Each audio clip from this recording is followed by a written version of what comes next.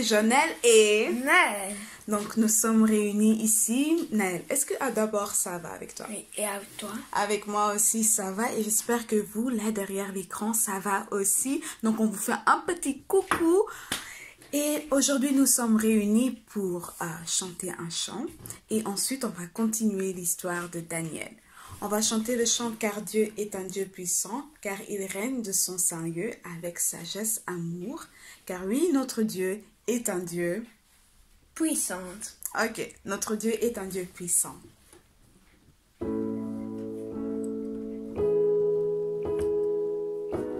Je compte sur vous que vous chantez avec nous. Hein?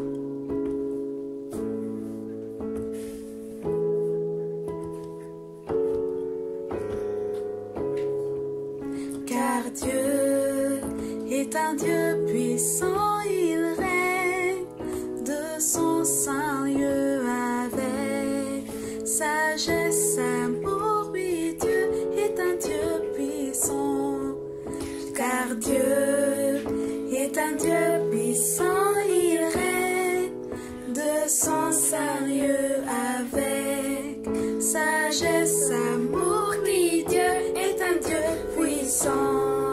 Super, merci d'avoir chanté avec nous. Vous avez donc bien chanté le chant car Dieu est un Dieu puissant. Et maintenant, nous allons parler de l'histoire de Daniel. Il y a 2 semaines, je vous avais expliqué un peu, beaucoup l'histoire de Daniel et de ses amis. Si vous vous souvenez bien, c'était que Daniel et ses amis étaient à part parce que eux, ils craignaient Dieu. Eux, ils avaient un respect pour leur Dieu. Et Daniel avait aussi le don de pouvoir interpréter les rêves que le roi de Babylone il faisait. Donc maintenant, si vous allez ouvrir vos Bibles au chapitre 6, ma Bible elle est ouverte ici devant moi, donc je vois Daniel chapitre 6. Et le titre qui est écrit dans ma Bible est Daniel dans la fosse aux lions. Ok, je pense qu'il y en a déjà quelques-uns qui connaissent l'histoire. Naël, est-ce que tu connais l'histoire de Daniel aux fosses aux lions? Pas beaucoup. Pas beaucoup. Ok, ça tombe bien alors, parce que maintenant nous allons un peu parler de cette histoire extraordinaire. Donc Daniel était établi comme responsable des administrateurs dans le royaume de Babylone. Dans le royaume de Babylone. Donc lui, son travail c'était de garder, de voir que tout se passe bien dans le pays pour qu'il puisse rapporter tout ça au roi de Babylone. Et ce qui est dit de Daniel, c'est qu'il avait un esprit extraordinaire. Et pourquoi il avait un esprit extraordinaire? Tout simplement parce qu'il suivait les règles de Dieu. Il était juste. Il avait un respect pour Dieu le Créateur. Donc c'est ça qui faisait en quelque sorte que son esprit était vu comme extraordinaire. Il était tellement bien dans ce qu'il faisait, il était tellement juste, que le roi pensait même à lui donner la responsabilité de tout le royaume de Babylone. Bien sûr, ça n'a pas plu aux administrateurs, donc aux autres personnes qui avaient aussi un pouvoir dans le pays de Babylone, dans le royaume de Babylone. Ça n'a pas plu. Ils étaient très fâchés et ils pensaient, ils commençaient à conspirer, commençaient à trouver un plan à le faire tomber. Donc, ils sont partis regarder dans ses affaires, dans comment il gère son travail pour voir s'il ne trouve pas quelque chose qui ne va pas, quelque chose qui n'est pas juste chez lui et aussi à la maison pour que le roi puisse le punir. Mais qu'est-ce que vous pensez que les gens ils ont trouvé? Est-ce qu'ils ont trouvé quelque chose contre Daniel, Naël? Je pense pas. Non, tu penses pas? Parce que aussi c'était le cas. Ils n'ont rien trouvé qui pouvait vraiment faire tomber Daniel parce que c'était une personne qui était juste. Alors, ils ont réfléchi. Et qu'est-ce qu'ils ont trouvé? Ils ont dit alors qu'ils doivent trouver quelque chose dans sa religion. Donc, dans sa relation avec son Dieu. Et qu'est-ce qu'ils ont alors dit au roi? Roi de Babylone, est-ce que tu peux faire un décret? Donc, est-ce que tu peux faire une loi où vraiment c'est écrit qu'on peut seulement t'adorer toi comme seul Dieu et seule personne pour 30 jours. Donc on peut seulement se prosterner devant le roi et personne d'autre. Et chaque personne qui osera le faire, on va le jeter au fosse aux lions. Et bien sûr, vous savez que Daniel, il croit à Dieu et il prie son Dieu. Donc pour Daniel, il était tellement triste et il s'est mis à genoux et il a commencé à prier son Dieu. À ce moment-là, ces gens-là sont entrés chez lui pendant qu'il était en train de prier et ils l'ont pris et l'ont amené devant le roi.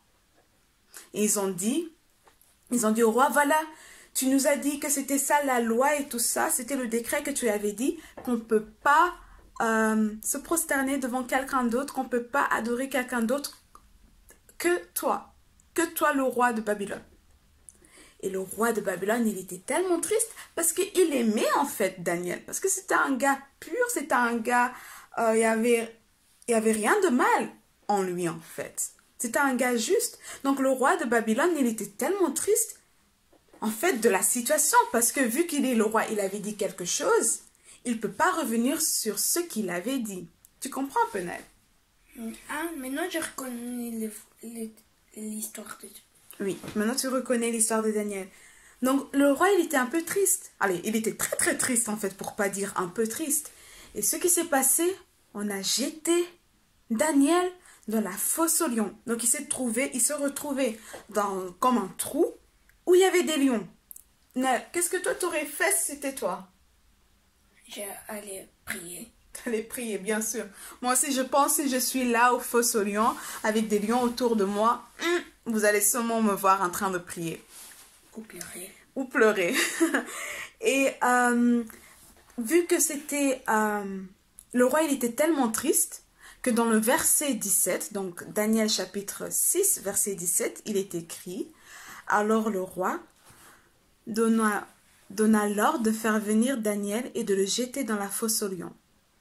Le roi dit à Daniel, « Que ton Dieu, que tu sers avec persévérance, veuille te délivrer. » Donc ça, c'est le dernier truc que le roi a dit à Daniel. Et ce qui s'est passé, donc toute la nuit, le roi il était triste et le matin suivant, le roi est venu dans la fosse aux lions, donc au-dessus, et il a appelé Daniel et Daniel a répondu. Et le roi était tellement content que Daniel était sauvé, que les lions ne l'ont pas touché. Mais ça, c'est un truc qui nous surpasse. Parce que normalement, les lions, ils vont pas te laisser tranquille toute la nuit. Non, non, ça se passe normalement pas comme ça. Et ce qui s'est passé par la suite, donc toutes les personnes qui avaient conspiré contre Daniel, ils ont été jetés dans la fosse aux lions avec leur famille.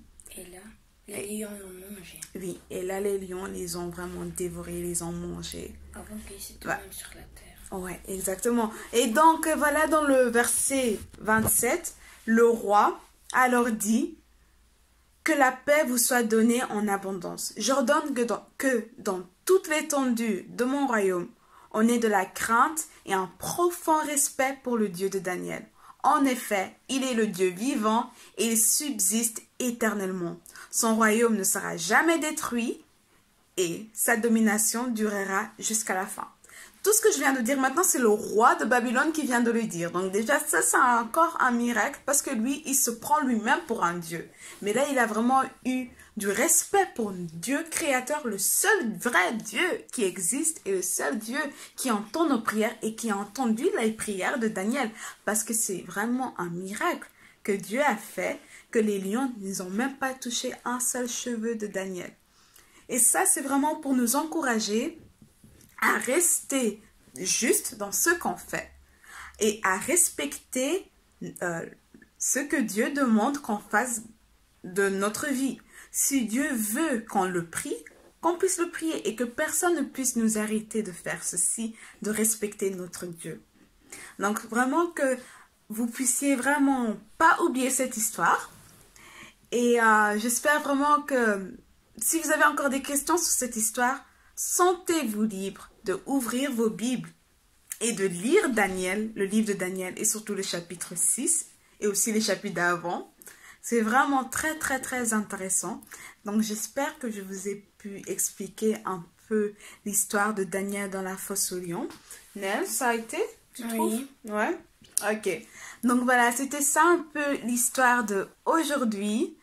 Et j'espère qu'on va se revoir très très très bientôt. Nel, est-ce que tu vas encore dire quelque chose à tes amis de l'église?